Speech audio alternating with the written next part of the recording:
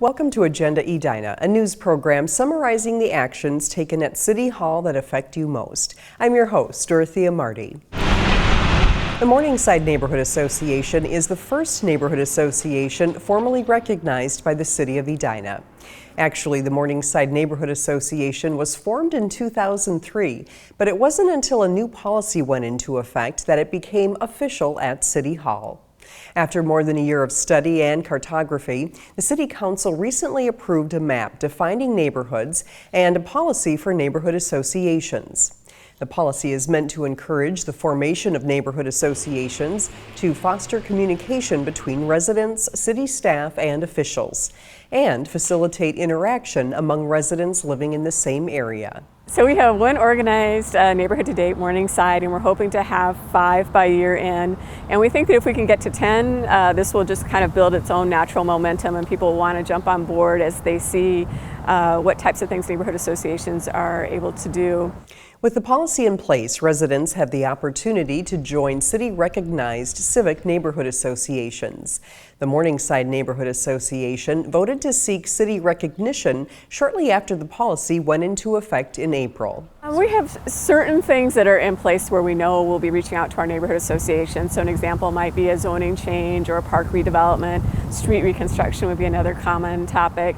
But I also believe this will evolve, and as we learn more about what our associations are interested in, then we'll be talking internally to see how we can get that information out to folks. While neighborhood associations will serve as a vehicle for communication and collective action, they will not replace the city's current public input process or inhibit the ability of residents to speak about their individual concerns.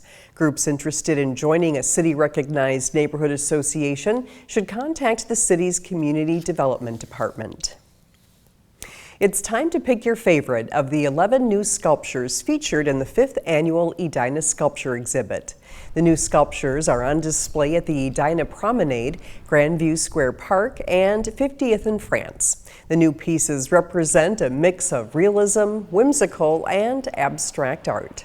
It not only makes the city look great, and who doesn't want to have a city that looks great, but it also is, because it changes every year, it keeps the interest going, and people are interested in art. 5 new works of art are on display on the Edina Promenade, an appealing destination for walkers and bikers at the north end of Centennial Lakes Park. 3 sculptures are on display at both Grandview Square Park and downtown Edina at 50th in France. It's a real joy for me as an artist to be a part of my community and to have people be able to see my work. This actually is a portrait of my son. I know it's a little skewed, but it's kind of neat to have his face out here as well. Edina's got a great reputation as a community, and it supports the arts a lot. You know, the theater is terrific at the high school. Sousa Band plays great concerts.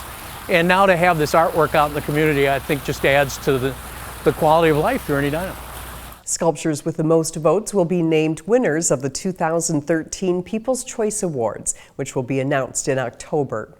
The top 3 winners will receive stipends. The artists will also be invited to exhibit for an additional year.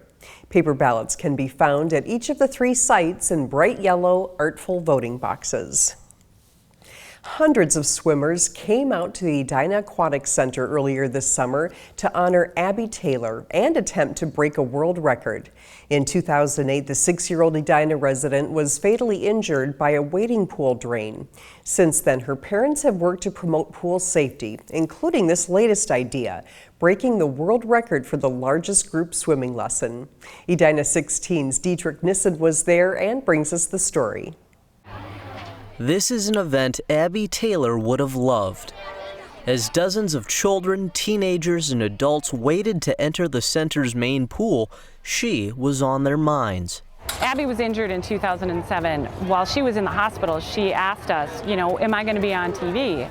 And knowing my daughter as I did, I didn't quite understand her question. And she responded, I want to make sure what happened to me never happens to someone else. Since her daughter's passing in 2008, Katie Taylor and others founded Abbey's Hope, a group dedicated to promoting and ensuring water safety. The best way to keep your kids safe by the water is to teach them how to swim and to watch them by the pool. After a few rounds of the wave, the swimmers eagerly entered the pool. And the lesson began. So you're going to go from your front float to your back float. Even though we have great lifeguards that are highly trained, we really do need each and every parent and adult who's here to keep an eye on their kids and the kids around them to make sure everyone is safe. And although this event was aimed at breaking the world record for the single largest lesson, Aquatic Center manager Patty McGrath says it was also part of a loftier goal: the most simultaneous swimming lessons across the world. This event is an event that is actually going on worldwide today, and so there's a larger Guinness World Book of Records record that is also trying to be set. Even though Abbey's Hope missed its goal by less than 100 swimmers, Katie considers the event a success because it helped promote water safety. We learned a lot through her and through our experience with her, and I'm going to do everything I can to make sure another parent doesn't stand in my shoes. In Edina, Dietrich Nissen, Edina 16. The organizers of Abbey's Hope say with all the attention from this year's event, they're hoping to smash the world record next year. Keep an eye on their website if you'd like to join in. Thanks for watching this episode of Agenda Edina. I'm your host, Dorothea Marty.